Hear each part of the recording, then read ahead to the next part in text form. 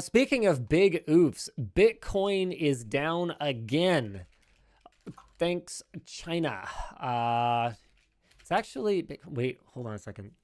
37,894. I think that's actually recovered a bit today. But yeah, that's down a fair bit off the highs that approached to nearly 60,000 US dollars. Apparently, this is likely due to news that China is banning financial institutions from providing cryptocurrency services. So they cannot provide any of the following: registration, trading, clearing, or settlement. People can still hold crypto. The CCP is simply advising heavily against it due to the recent fluctuations. The virtual currencies are not supported by real value, as though fiat currencies are, and trading contracts aren't protected by Chinese law. Wow, that's nearly $1 trillion in market cap lost.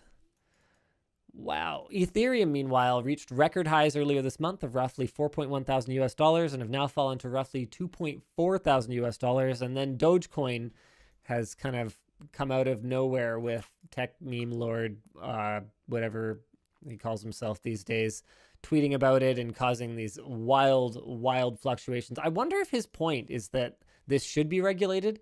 Like, is that what Elon's trying to prove?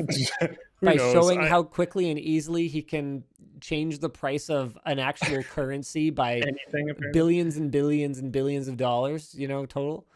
I will say the crypto peeps that have been in it for a long time, I think are maybe like frustrated about the China banning financial institutions from providing certain services for them, and Elon just YOLOing everything all over the place.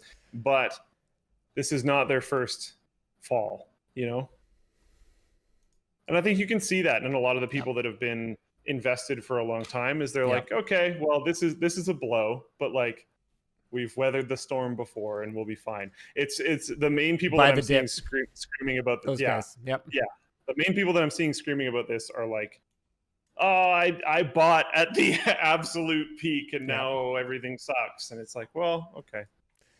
Yeah, that's maybe what you get. Maybe try to invest more carefully. I mean, you say that, but I think there have been multiple studies showing that a chimp or throwing a dart at a board can pick stocks about as well as the skilled investors. So true, fair, yeah.